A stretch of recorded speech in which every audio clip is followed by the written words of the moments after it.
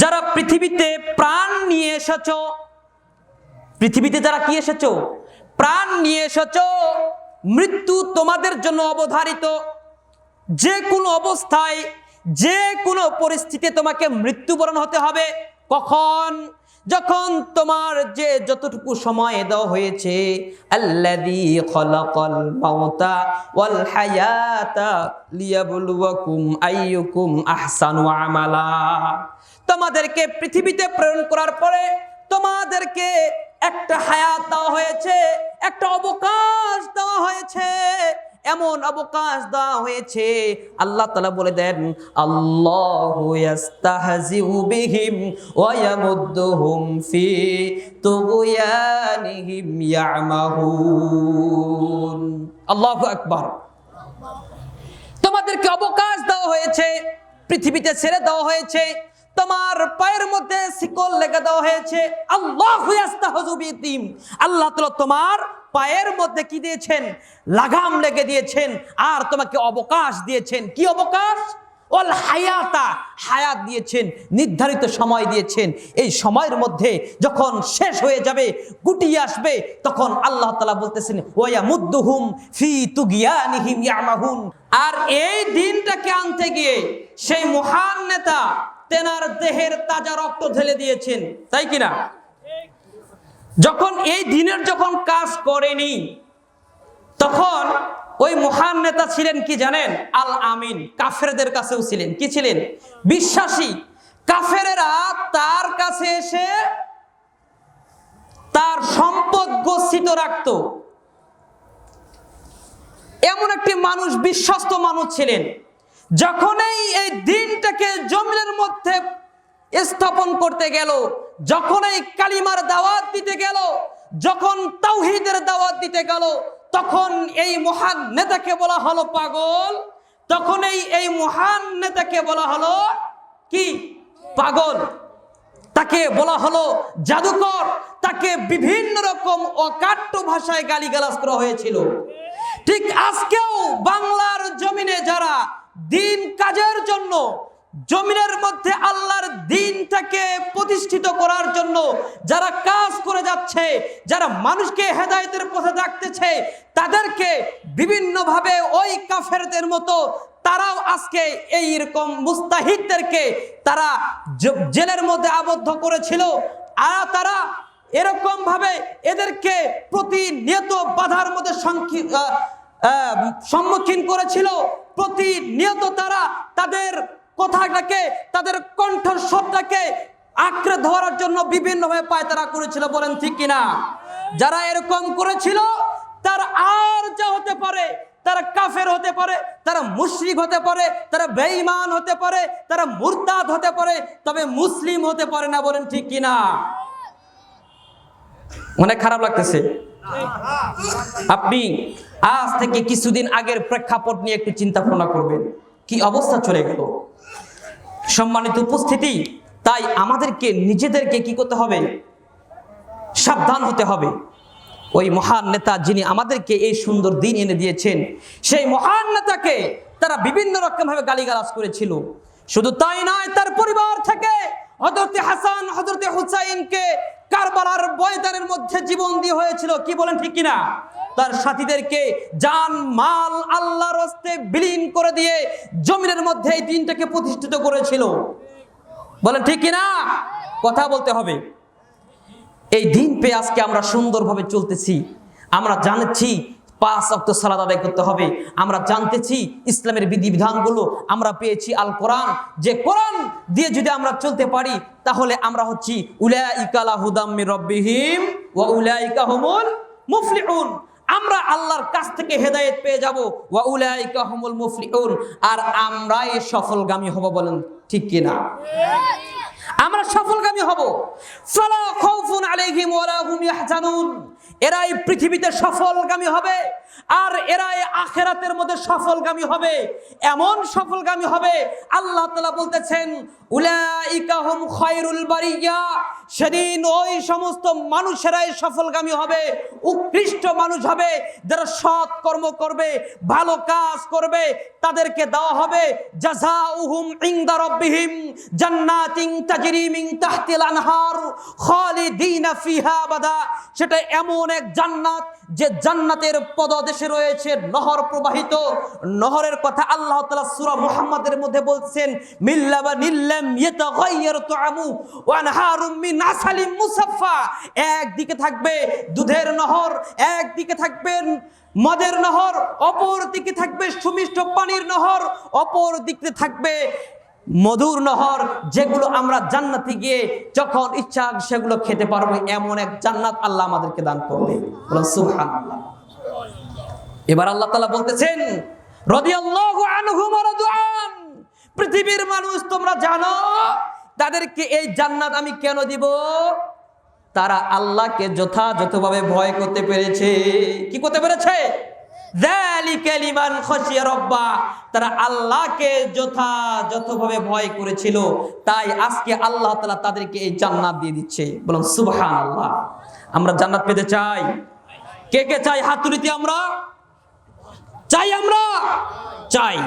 সবাই আমরা জান্নাতের জন্য কাজ করতেছি, জান্নাতের জন্য সালাত আদায় করতেছি, আমল করতেছি, কোরআনের পথে চলার চেষ্টা করতেছি, রাসূলের সুন্নাহ অনুযায়ী চলার চেষ্টা করতেছি, বলেন তাই কিনা? তাহলে এই জান্নাত পেতে গেলে সর্বপ্রথম কাজ হচ্ছে আল্লাহ তাআলা বলেছেন ইন্নাল্লাযীনা আমানু ওয়া আমিলুস সলিহাত, সৎ আমল করতে হবে। কি করতে হবে? সৎ আমল করলে আল্লাহ তাআলা আমাদেরকে কি দিবে? জান্নাত পুরস্কার দিবে। সৎ আমল করতে হবে।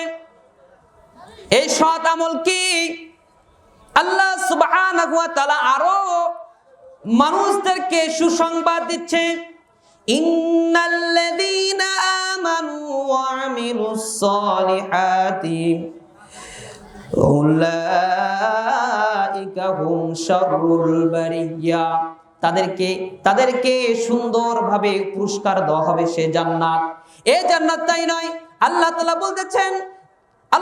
বলতেছেন জান্নাতুল ফিরদাউসি নুজুলা, নিশ্চয় যারা সৎ আমল করবে, ভালো কাজ করবে, তাদেরকে আল্লাহ তাআলা এমন জান্নাত দান করবে যে জান্নাতের মধ্যে শ্রেষ্ঠতম জান্নাত হচ্ছে জান্নাতুল ফিরদাউস।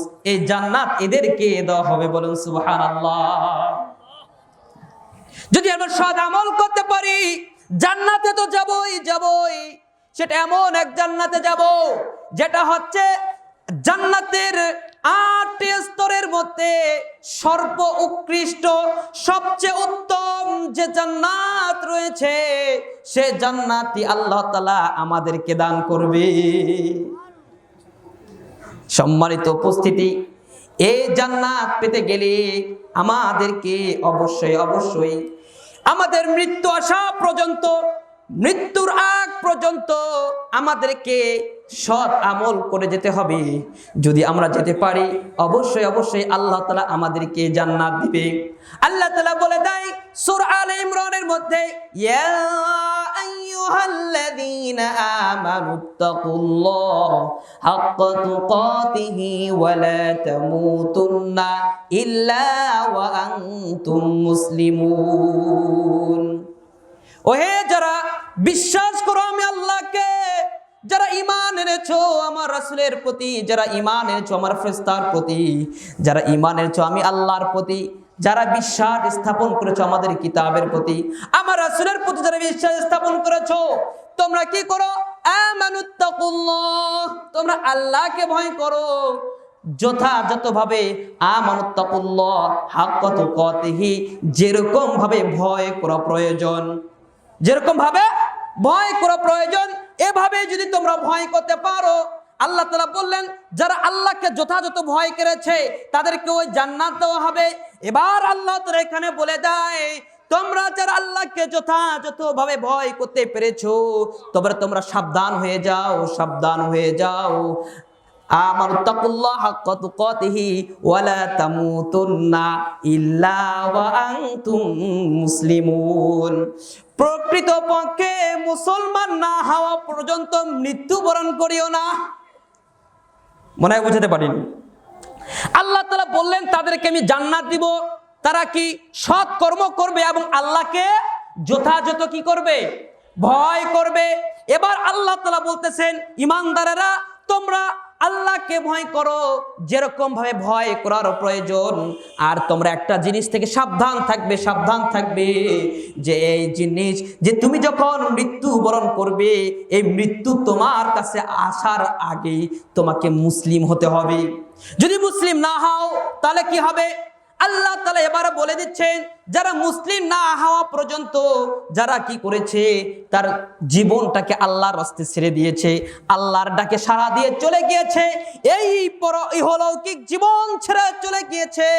আজরাইল তার সামনে যখন চলে এসেছে, তখন সে যখন মুসলিম হলো না, আল্লাহ তাআলা বলেন যখন সে মুসলিম হতে না পারলো, সে আল্লাহর জিম্মাদার থেকে উঠে গেল।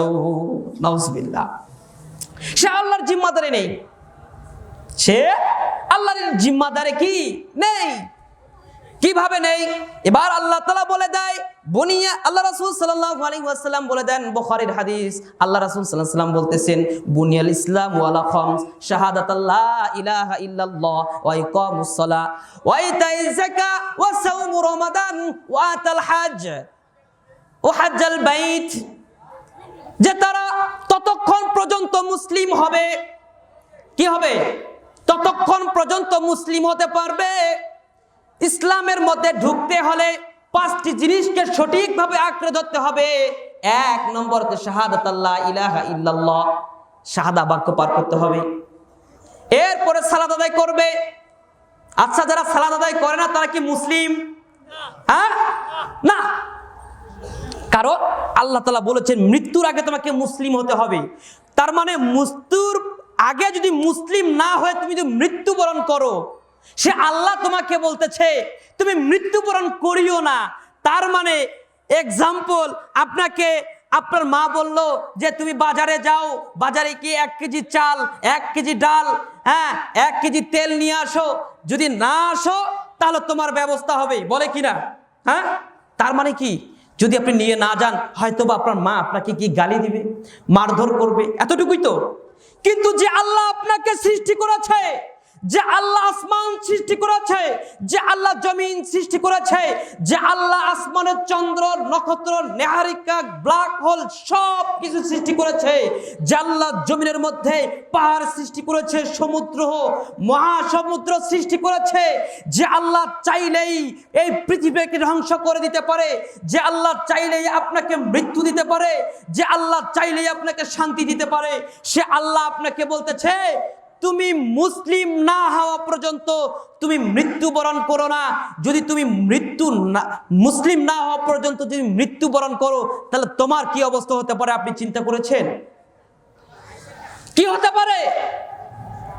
2টি রাস্তা, 1 জান্নাত, 2 জাহান্নাম। 2টি রাস্তা ছাড়া কোনো রাস্তা নেই। তার মানে যে ব্যক্তি সৎ আমল করে মুসলিম হতে পড়েছে, মুসলিম হয়ে সৎ আমল করেছে, এরা কোথায় যাবে? সুসংবাদ, জান্নাত।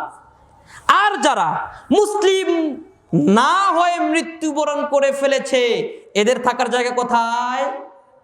জাহান্নাম। এবার আল্লাহ তাআলা বলে দেয় যারা মুসলিম না হওয়া পর্যন্ত না হয়ে মৃত্যুবরণ করলো, এদের জন্য শাস্তি রয়েছে মৃত্যুর সময়। আল্লাহ তাআলা কোরআনুল কারীমের মধ্যে বলে দেয় ইন্নাকা মাইয়িতুন ওয়া ইন্নাহুম মাইয়িতুন। প্রত্যেকটা মানুষকেই মৃত্যুবরণ করতে হবে, মৃত্যু অবশ্যই করতে হবে।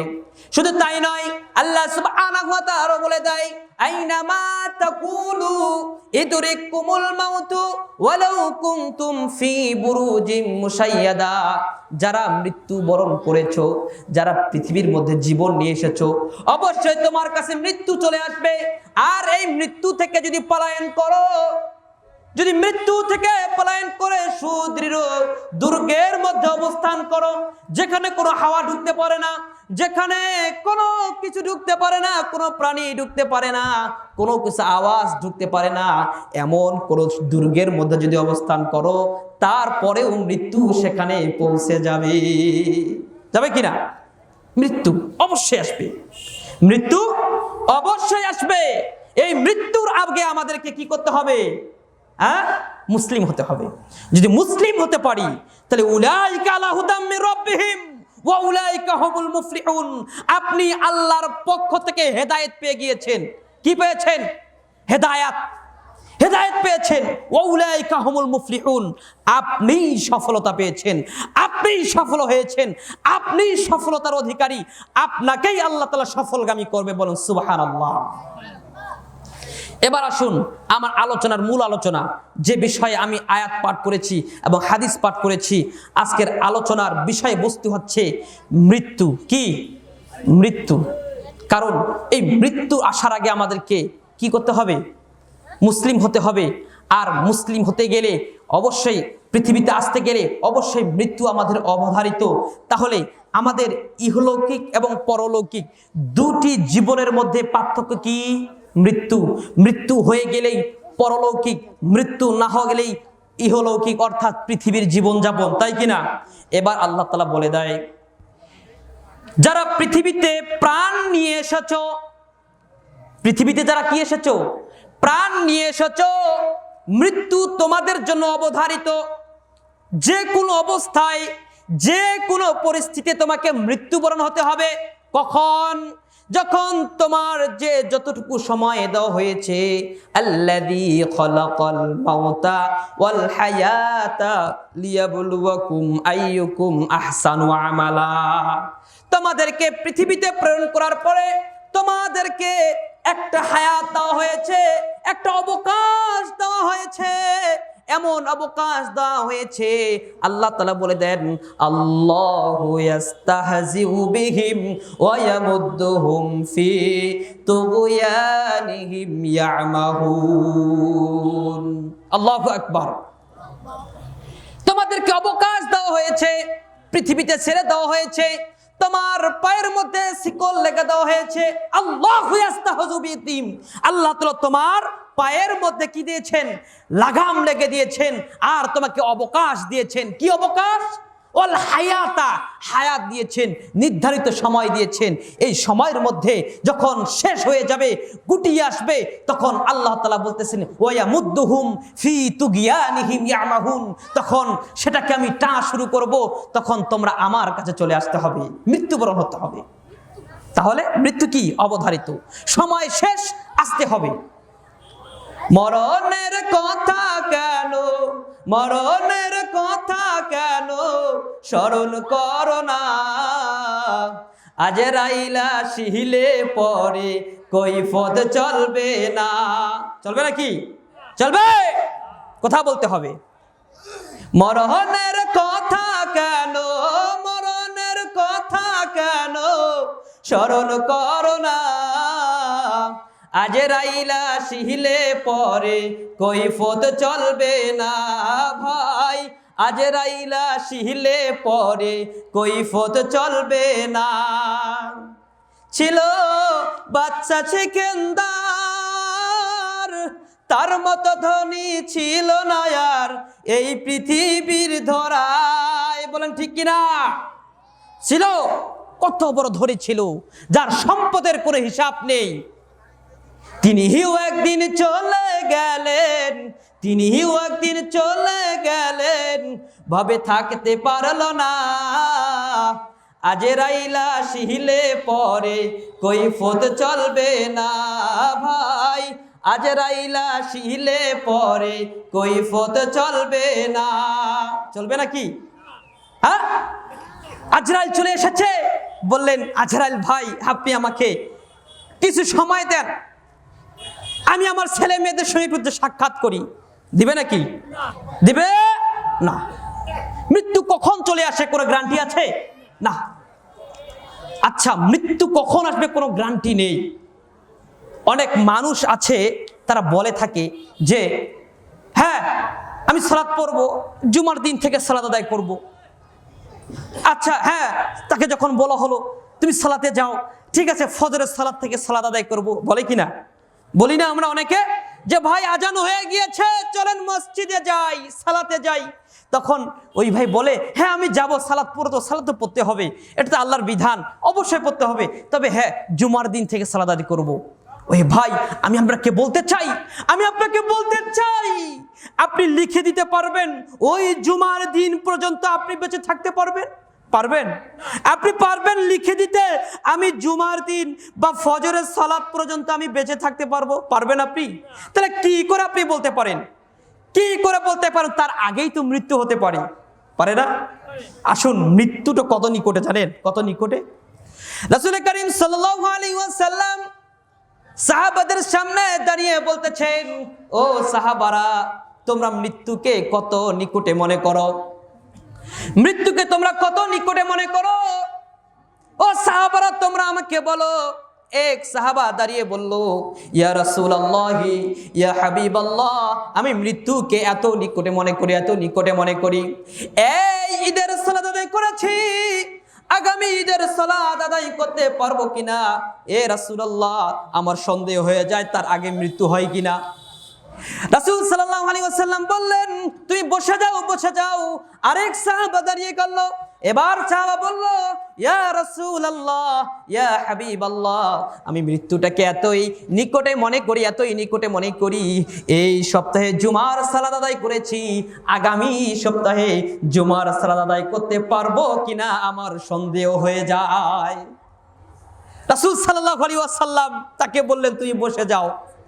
এবার আরেক সাহাবা দাঁড়িয়ে গেল, ইয়া রাসূলুল্লাহ, ইয়া হাবিবাল্লাহ, আমি মৃত্যুটাকে এতই নিকটে মনে করি যে এই মৃত্যু যখন চলে আসে, আমি জোহরের সালাত আদায়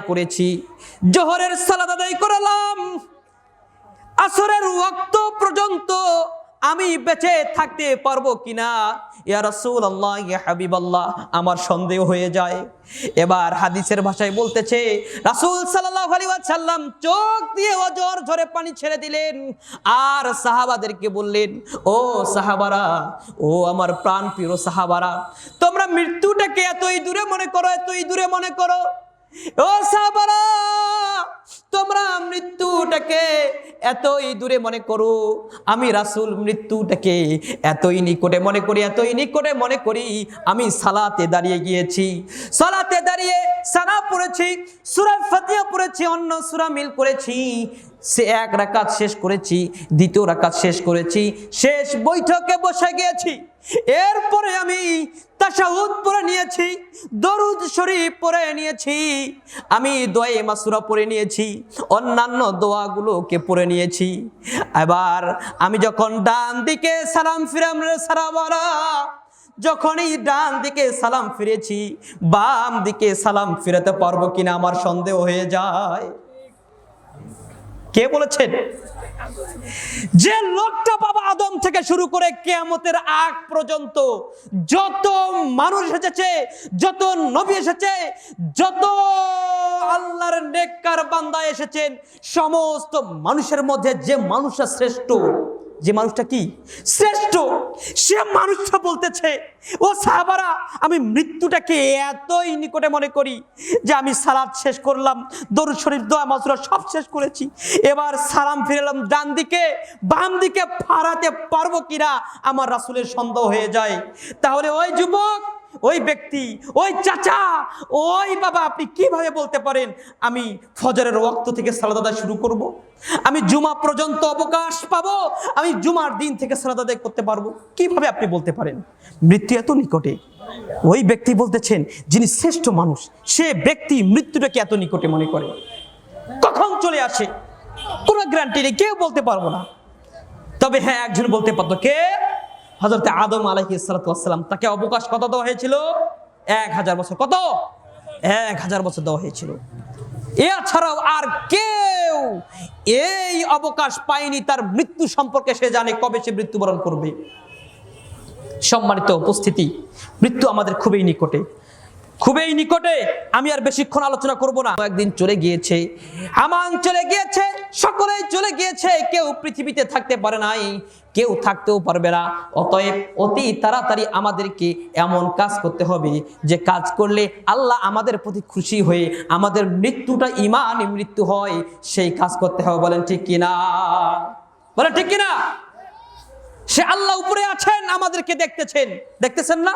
কি করতেছি, কি কাজ করতেছি, কি করতেছি, সব কিছু দেখতেছেন। তিনি হচ্ছেন আল্লাহু আলিমুম বিযাতিস সুদূর। আমার অন্তর কি বলতেছে, আমি বাহ্যিক ভাবে কি বলতেছি, প্রকাশ্যে কি করতেছি, সব কিছুর খবর কে রাখেন? সেই আল্লাহ তাআলা। জানেন কিনা তিনি কোথায় রয়েছেন? আসমানে।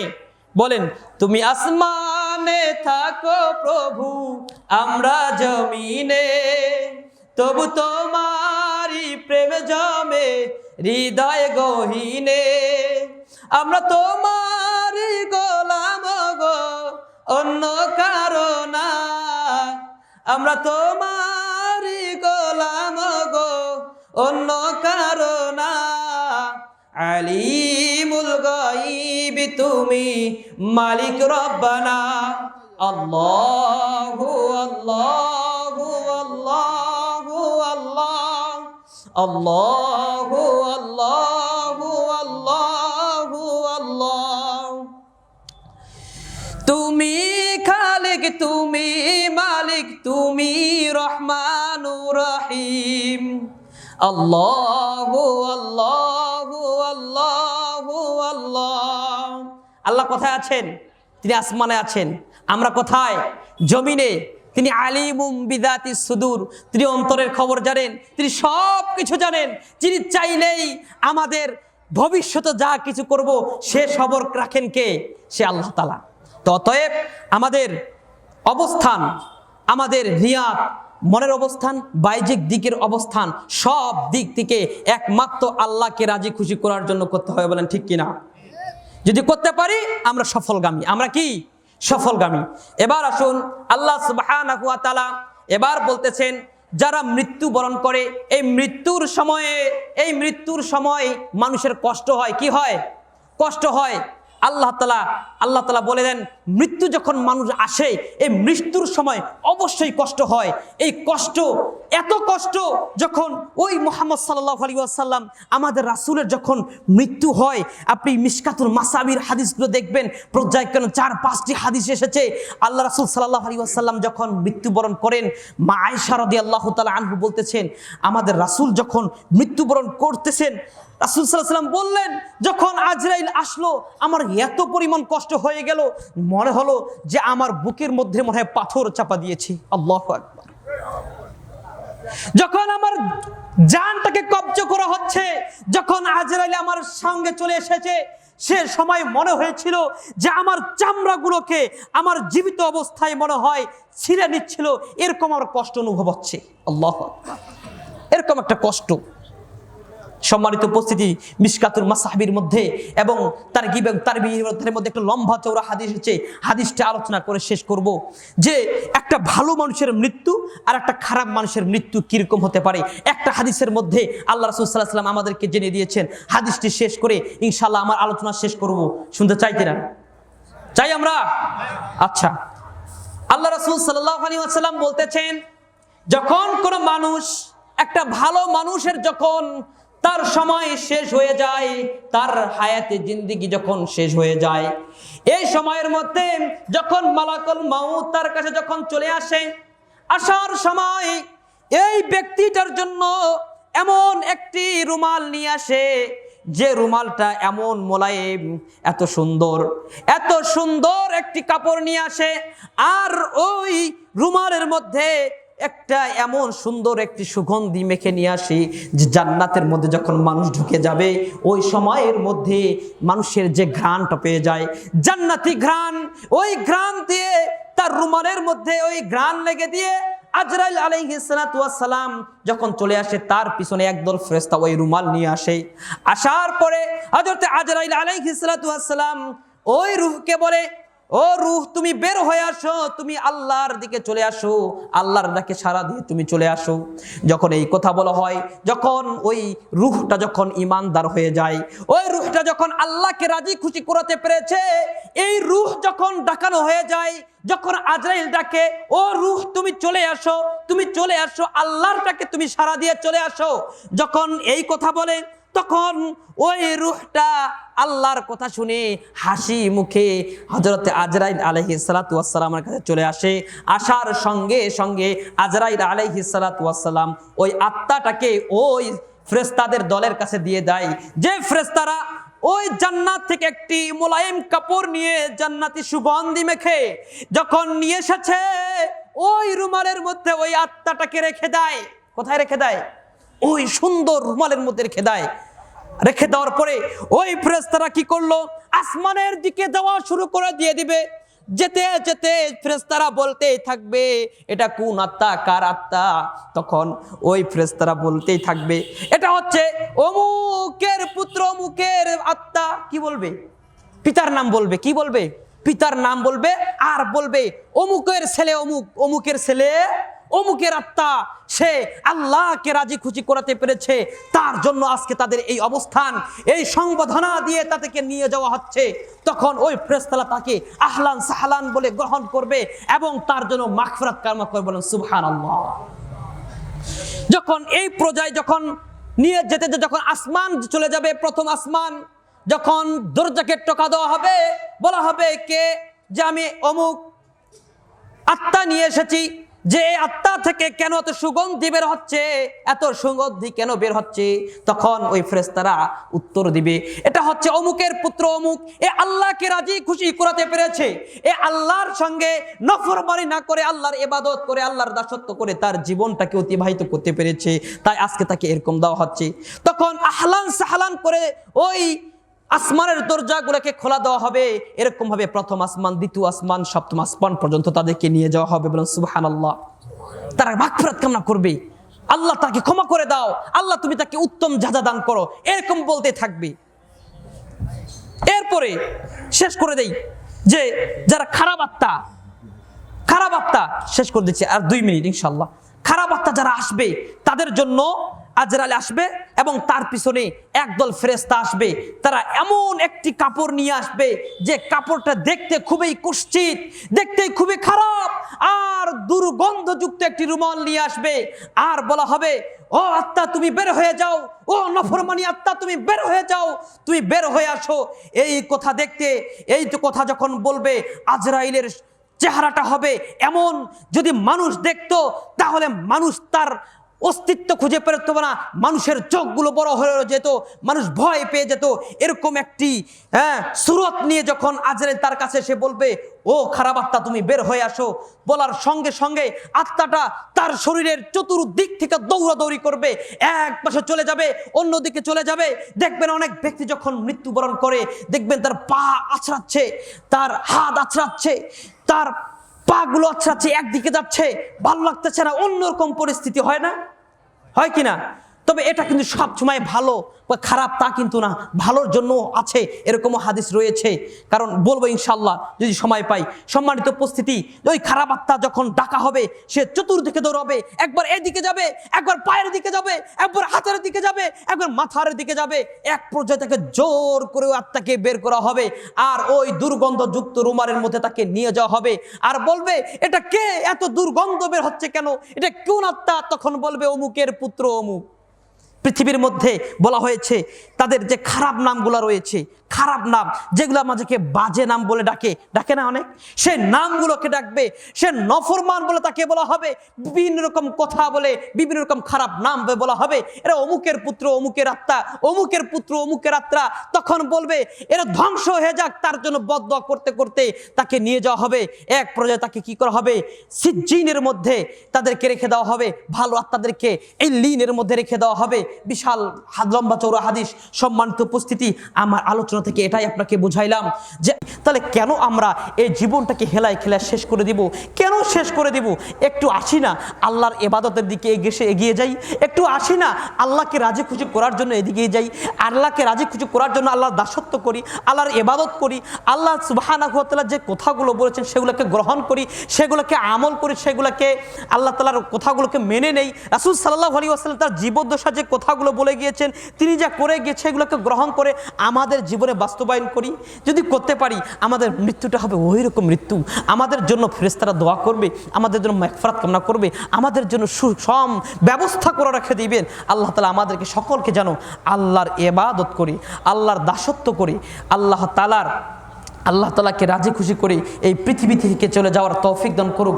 আমরা সকলে আল্লাহুম্মা আমিন।